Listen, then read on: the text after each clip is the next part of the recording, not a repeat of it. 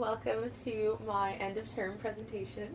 Yay. This is for me being the Professional Programs Coordinator of Engineers of Tomorrow from May 2017 to August 2017. So first of all, who am I? I know the audience knows me well, but the greater audience doesn't. So my pronouns are she, her, hers. I'm entering my final year of Materials Engineering and Management at McMaster. After this co-op, I will have completed 28 months of full-time co-op experience. Wow, that's so over my degree. So I worked at Bombardier, the Grenoble Institute of Technology in France, PepsiCo Foods Canada in Peterborough, PepsiCo Beverages Canada in Vancouver, and then 8 months at Engineers of Tomorrow. I'm also the founder and president of EngCareers Canada, certified not-for-profit organization. And I got to that point by being the founder and 4-year president of the McMaster EngCareers, which is now just one of 26 chapters of my 26? 8 provinces. Oh Yay. Yeah, lots of stuff has happened lately. My hobbies are triathlons, bullet journaling, and Harry Potter. Awesome. Please feel free to ask me about any of them. So my summer at a glance, May was kind of the introductory month, so setting up the fact that I was the Evolving Engineering Supervisor and what the Junior Fellows would be doing, and really just laying out the EIR program for the whole summer, what the plans were. June, I called the peak. So conferences on conferences. I went to, I think, 4 conferences that month. And the EIR program had some hefty deadlines because the teachers were leaving at the end of the month. So we wanted to do as much as possible by the end of June. Basically have the whole thing done by the end of June in most senses of done. It was so good that you had that perspective from last year. Like, you knew that was coming. Definitely. July was more of a maintenance month, so that was a lot of EOT strategy input and more EIR program maintenance, so just things like the thank you certificates and whatnot. And this was kind of like the cool-off month, so just general close-ups, EIR program wrap-ups, etc. Webinars, too, right? Webinars, yes. So my summary of responsibilities were kind of threefold. So first and foremost, I was the EE supervisor, I was the EIR program manager, and just EOT in general, things like conferences and strategy stuff. So I'm going to dive into each one a little bit. So first of all, being the EE supervisor. EE stands for? Evolving Engineering. Thank you. I had created some general work plans for the 3 junior fellows. So at the beginning, really kind of deciding what they would all do, where their skill sets were, which put Teaba as the Global Engineering Junior Fellow, Nick as the Engineering Change Lab Fellow, and Skylar was our EOT Fellow. So throughout the summer, hosted some one-with-ones with them, tried to address their problems. A couple things came up here and there, tried to help them, assist them with their growth and development overall.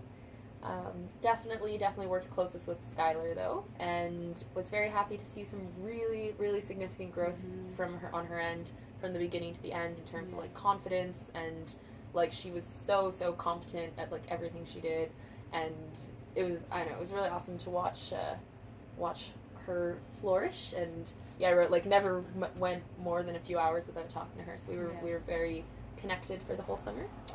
And just in general, so my biggest learning from this experience was just in general being a supervisor, trying to determine the amount of like suitable communication, the difference between micromanaging and just managing, and all of that was, especially at the very, very beginning, I found really hard, especially when you're like, I have my own to-do list of X, Y, and Z, but I also need to spend time with you, so how do I balance all this? So that was definitely a really great learning overall. I just realized I could probably turn the brightness up. No, I can't. That's as bright as it goes. Next was the program manager of EIR. So the program is now 205 pairs, which is super exciting.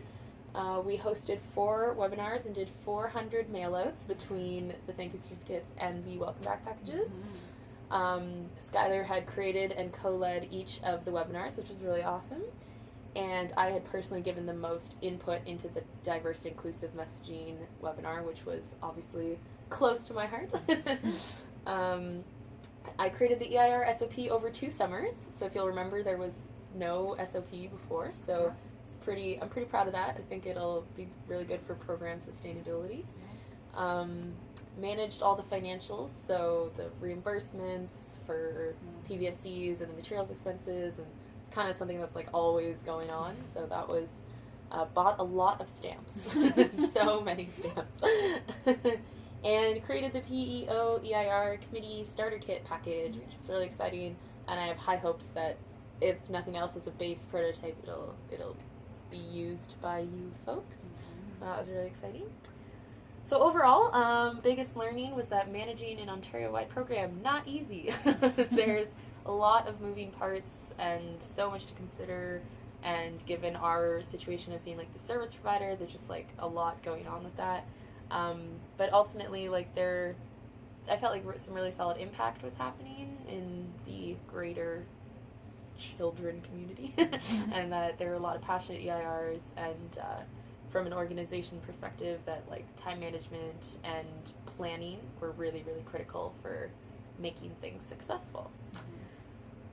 Did you find you were able to sort of connect to the energy of the EIR program? Like, even though we weren't the ones in the classrooms, we were supporting the people who were going out and having this impact on these kids and their ideas. No, definitely. I feel like sometimes it was hard, for sure. But the few times, like say for the Toronto police checks, when they're coming into the classroom, into the office, getting a chance to talk to them in person, that was really helpful. Being able to, when you get an email where someone tells you a little story, or someone sends in like a really, really thorough materials expense form where they show you everything they did, like that was really cool. Gotta love engineers and their documentation. Oh yeah, there were a couple awesome EIRs for that. So yeah, in general, I'd say it was easy. It was easier this summer, I think, than last to connect. That's and good. It was also kicking off the summer. We called every single EIR and every single teacher. Yeah, exactly. So right from the get-go, like that conversation was really helpful. Okay. Yeah. Good to know. I'd say so. So next, EOT in general, the conferences and strategy. So I had the opportunity to attend 5 conferences on behalf of EOT this summer. So the Logic Retreat, ESCO AGM, the SIA Conference, the Change Lab Workshop number 8, and the EWB President's Retreat. So in all of that, it was so many learnings. I'm glad we had a chance to like deeper dive into all of those and talk about the learnings for each one and the benefits to EOT in general. But it was, I don't know, I just felt through these types of conferences, I'm always getting like more connected to the engineering community as a whole. And I think this is definitely like one of the many contributing factors to the whole I want to get my PEng thing. Like I really like conferences. They're like my space. So that was really awesome. And the contribution that I had to the organizational strategy for EOT through like all the social media and branding recommendations stuff with the accountability statements, and then like the SOP sustainability, just felt like a really fun way for me to go like a bit deeper and help in a different level.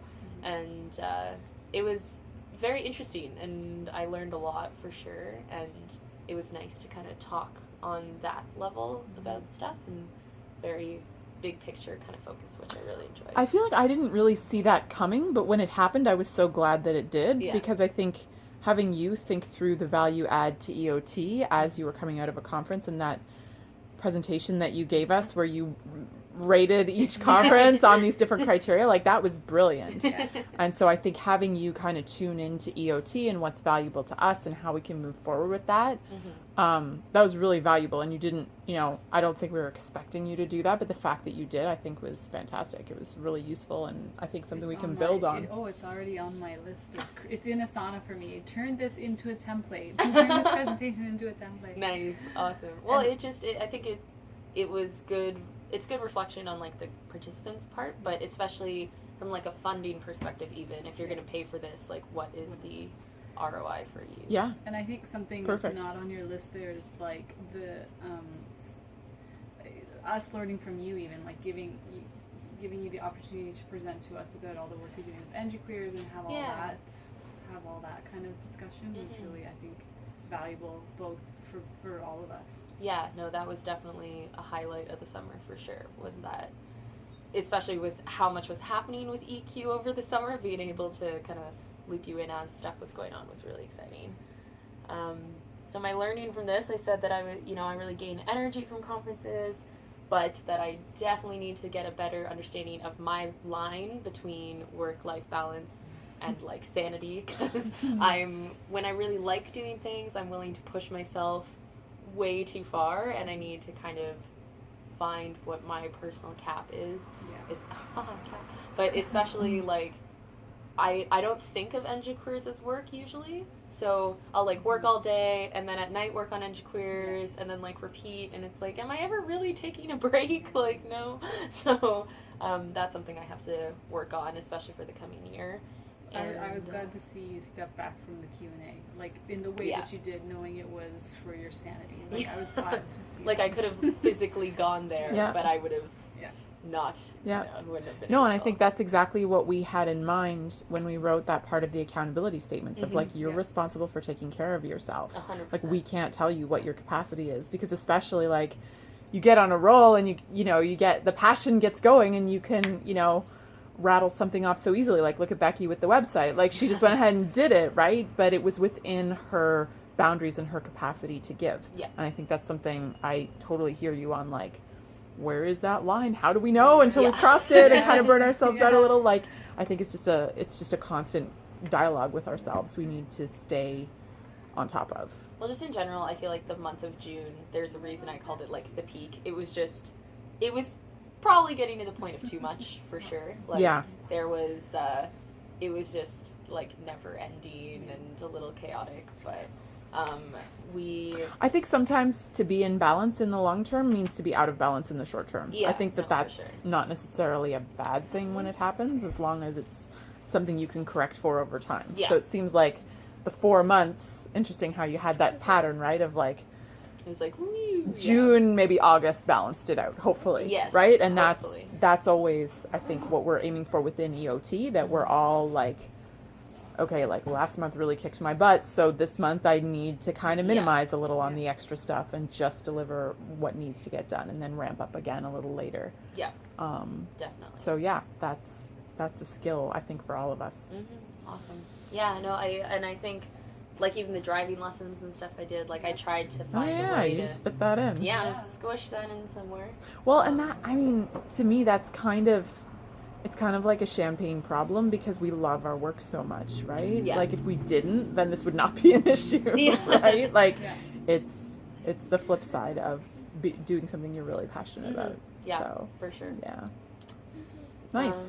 And yeah, the other thing I'd written, that like org strategy just in general fascinates me a lot, and I really like it. And I don't know if it's because I was like building an organization at the same time of doing this, but even like when EWB was going through their whole brand stuff and like the stuff with EOT, and a conversation I had with like another diversity organization, Get Real, is just like there are a lot of like high level organizational conversations this summer that really helped me frame goals and stuff for EQ Canada. So it's kind of, really personally rewarding, for sure. I think this is where your gifts are. Like, this is where this is what you're supposed to be doing. Yeah. Like, I don't know about forever, but for right now, like, the alignment and the energy that streams out of you when you talk about this is just, it's awesome to just be around, and to get, for us to benefit from being a part of it is great. I'm definitely happy with where things are going right now. You feel it, right? Totally. Yeah, it's right. So, opportunities for my further growth. So, first and foremost, the work-life balance thing, I think, is just, it's been said all throughout the summer, and I think it kept coming up, but it's something I need to figure out my best balance, and especially for the coming year with school. School's like a different kind of world, so sorting out, all of that is gonna be really critical for me. And especially, like, also entering the workforce, not just for school. This one, I think, like, being really vocal about my capacity for challenging work, like, reflecting on last summer versus this summer, and, like, what the expansion I was able to have, and then the, like, fulfillment I got out of it, too. So I think You asked for more challenging work, you got it, and then you Yeah. felt good because you got it and you did it. Basically. So Nice. that's something I want to keep in mind as like a lesson. And continuing to grow my supervisory skills. I think there were some pretty big lessons I learned and some things that went really well and some things that I wish I'd done differently. So I have a feeling supervising will be in my future at some point. So something that I want to always work to get better at. And what's next? So final year at McMaster, really exciting. Conferences on conferences. It's continuing. It's a theme. All over Canada, really exciting, but like lots. Traveling, some South America, maybe some Sri Lanka in the to-do list. Getting back into my hobbies and better lifestyle, like my bullet journal, so excited.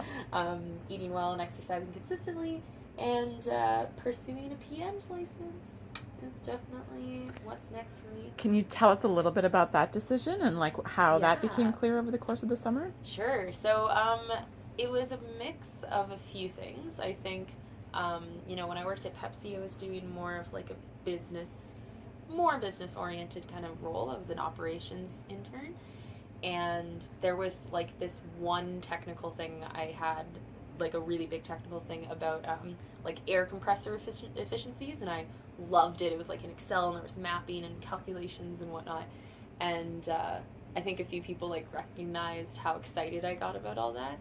And my boss there and my exit interview had been like, like you should try to do something more technical, because clearly, like obviously you're skilled at the business stuff and whatever, but this is like another area that clearly you need something out of. So having that in mind, I was kind of like more open to the idea of all of that. But being back at EOT, like a bit of, I guess a couple things, the fact of like what we're preaching for what the engineering profession has the capacity to do and who can be a part of it and why it's so important, and the whole like youth outreach thing, like encouraging little kids like, hey, you could do this too, kind of just, I basically like bought our message. like the idea that I, in whatever background I have, like the fact that I'm at this point in my engineering undergrad career and what experience I have and interests I have, like that being a PN and being a part of this profession is just like a pretty natural next step and something that I really am looking forward to doing. And I don't know if I would have necessarily gotten here without EOT, because it's like in Ontario, this whole PN thing isn't talked about enough. Like it's way bigger in other provinces, like Manitoba especially is like a big one, even in the manufacturing industry. Whereas I learned a lot about that at CC West actually last year, was that the different provinces, it's very different. And even just chatting with some of my friends now, like I'll explicitly ask if people are interested in getting their PNGs, and I've yet to hear someone say yes immediately. Like almost every person is like, oh, like maybe if it has a value, I'm not sure. And I think like there's such a disconnect from the word engineer and the PN license right now in like engineering students' minds. And it's, and of course like you can do anything with an engineering degree, and that is like one of the exciting like possibilities about it, but like entering the profession is like should I guess be like at least a first and foremost option, and then like other things are there as well. But right now we kind of look at it as like as I said, this really big disconnect between engineering and a PN license. So I'm really interested in pursuing that whole concept more with like PEO and EngCan in the future, because I think they would want more of a connection, and I think they're trying to get more of a connection, like 30 by 30 and all that. So I mean, I feel like I'm not done with this conversation in my future. But you're willing to sort of lead with your own example. Yeah. Was is it oversimplifying it to say like you feel like this is an option for you now, you have like a sense of belonging and like I have a right to be here, I can do this? Like is it kind of like confidence and belonging that you got over this, or was it just maybe something else? Well, I feel like it was definitely confidence in my ability to do it was one thing, but also just like, I guess there's an element of I worked this hard to set myself up in a position to be able to be an engineer, that at this point for me I've already done a year of pre-grad experience with Pepsi, so it's just 3 years and then I get to say I'm an engineer. And like that seems not that difficult to achieve and seems worth it for 1,000 reasons. And especially if I'm more longer term considering stuff like politics or policy or whatever, like being able to have been there on the front lines and done the engineering thing, I think will be really valuable to my message and story as a whole. Nice. Yeah. So I realized I didn't even write ENGICareers Canada here, but that's also on my what's next As list. it goes without saying. That's going to be keeping me a little busy for the coming year for sure, and who knows beyond that. But yeah, thank you both so very much for a very wonderful experience. I have some chocolates for you. Yay, chocolate! Well, you don't have to stop at the chocolate store. And Thank you. Aw.